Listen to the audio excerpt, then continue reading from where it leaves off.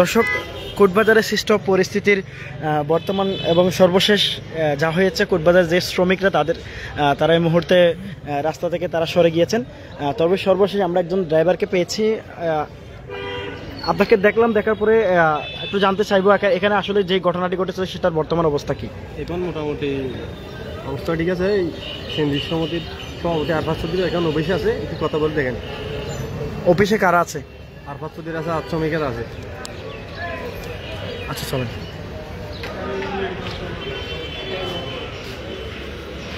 দর্শক, এই মুহূর্তে সরাসরি কোটবাজার সিএনজি সমিতি যেটি রয়েছে, আমরা সিএনজি সমিতির দিকে একটু যাব, দেখানোর চেষ্টা করব আসলে সেখানকার বর্তমান পরিস্থিতি এবং সর্বশেষ তাদের পক্ষ থেকে যে অবস্থান, সেই অবস্থান সম্পর্কে একটু জানানোর চেষ্টা করব। আপনাদের একটি উত্তেজনাকর পরিস্থিতি একটু আগে আমরা কোটবাজারে দেখেছিলাম, সেখান থেকে মরিচাতেও দেখেছিলাম। একটু কথা বলতে চাই। আমরা দেখতে পাচ্ছি এখানে কোটবাজার সিএনজি সমিতির সভাপতি রয়েছেন এবং অন্যান্য শ্রমিক এবং ড্রাইভাররা দেখতে পাচ্ছি আমি। আসলে আপনাদের যে ঘটনাটি হয়েছিল সেই মূল ঘটনাটি কী ছিল এবং কী কারণে এরকম একটি উত্তেজনাকর পরিস্থিতি তৈরি হয়েছিল বলে জেনেছেন? আজকে সকালে কক্সবাজার থেকে এবং কক্সবাজার যাওয়ার পথে আমাদের কোটবাজার সিএনজি সমিতির 5টা সিএনজি একদল সন্ত্রাসী ওই মরিচা আটকেছিল।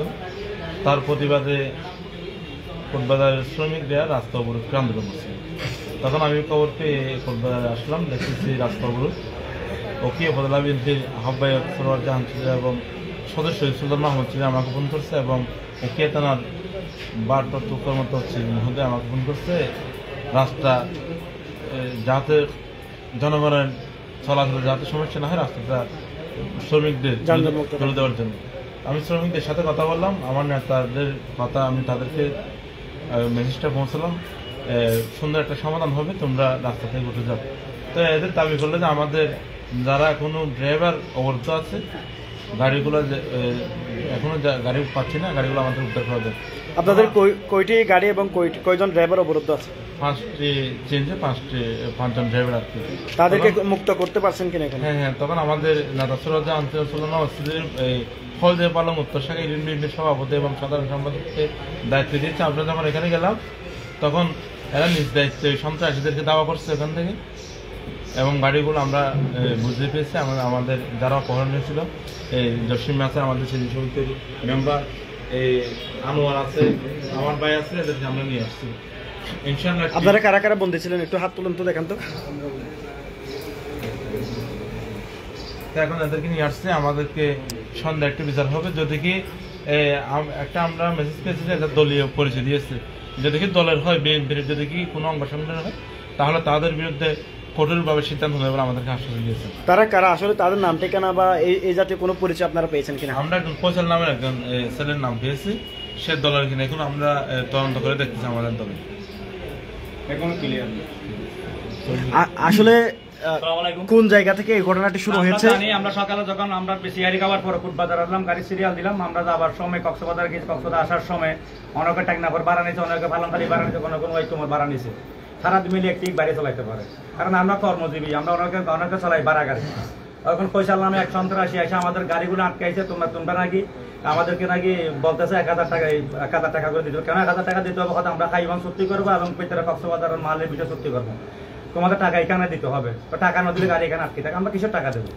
তো তার কাছে কথা কাটাকাটি করেছে। পরে তাই না এক পরে সে আমাদের উপর যখন হামলা করছে, তখন আমরা গাড়ি রেখে চলে যাচ্ছি, কোটবাজার চলে যাই, তখন আমরা রোড অবরোধ করছি। তখন ফট করে অতিরিক্ত অবস্থা আমাদের মোবাইল নির্দেশনা আসলে সুলতান মাহমুদ চৌধুরী এবং সরোয়ার জাহান চৌধুরী, তোমরা একটা কাজ করো, রোড সাইডে দাও, জনগণের যত ক্ষতি না হয়, রমদান তোমরা অত্যাধিক করবে সেটা আমরা দেখতেছি। পরে তখন আমাদের সিএনজি সংগঠনের সভাপতি আরফাত চৌধুরী সহ আমরা মরিচা বাজার গেছি। এখান থেকে আমাদের ড্রাইভারগুলো উদ্ধার, কিছু ড্রাইভার আমরা উদ্ধার করে নিয়ে আইছি। গাড়ি এখন আমরা আনি নাই, গাড়ি নিয়ে আনা নাকি সন্ধ্যা এখানে আসবে আমাদের। তখন আমরা তার বিচারটা আমরা চাই, আমরা কর্মজীবী, আমরা শ্রমিক, আমরা কারো 5 টাকা ক্ষতি করতে আমরা চাই না, আমরা নিজেরা কর্ম করি চলি। কয়জন ড্রাইভার এখন ফিরে কয়জন ড্রাইভার ফিরে এসেছে এবং কয়টি গাড়ি অবরুদ্ধ আছে? 5জন নিয়ে আইছি। বাকিটা আমরা তদন্ত করে দেখতে পারবো কোন ড্রাইভার। এই ড্রাইভারটা এই ওনার ভাই, ছোট ভাই, ওনাকে নিয়ে লোহাই রাখছিল, ওই যে লোকটা লোহাই রাখছিল, আমরা উদ্ধার করবো। আমরা এই জিনিসটা বিচার চাই মাননীয় জেলা প্রশাসকের কাছ থেকে, আমাদের মান্যগণ্য ব্যক্তি আছে এদের কাছ থেকে আমরা বিচারটা চাই, সুষ্ঠু বিচারটা। আচ্ছা, তারা কেন এই কাজটি করেছে সে বিষয়ে কোনো কিছু জেনেছেন? এই বিষয়ে এদের সাথে সংগঠন নিয়ে কি হয়েছে সেটা আমরা জানি না।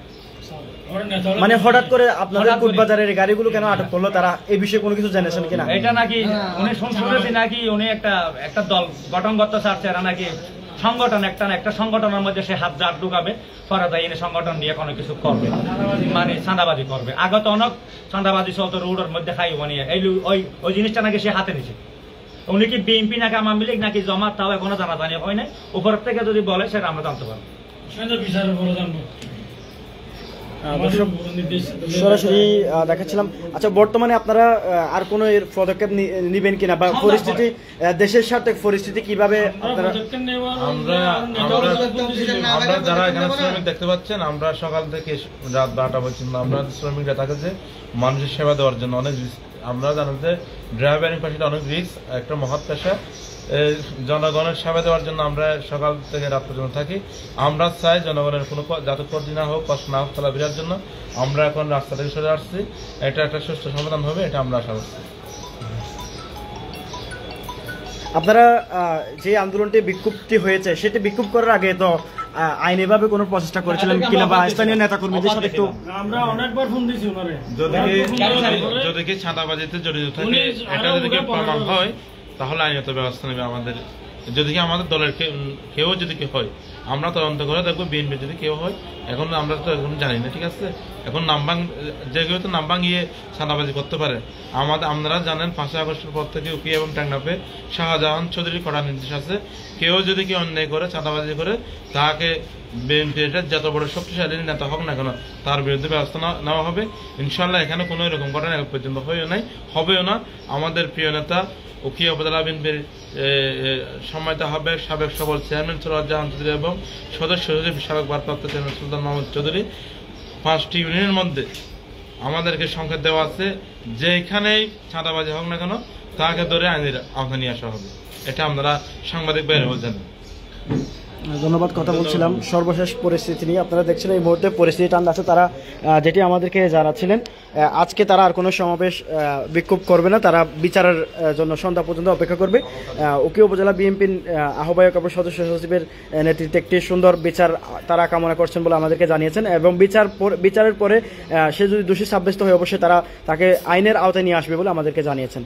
দর্শক, কক্সবাজার জার্নাল থেকে সর্বশেষ পরিস্থিতি নিয়ে কোটবাজার সিএনজি সমিতির সমবায় সমিতির অফিস থেকে আপনাদেরকে জানাচ্ছিলাম বিস্তারিত। ধন্যবাদ সকলকে।